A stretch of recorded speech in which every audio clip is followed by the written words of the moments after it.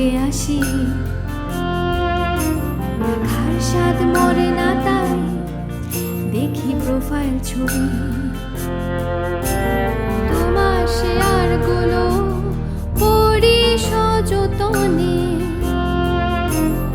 একে কমেন্ট করেছে আর তোমার প্রতিক্রিয়া কি?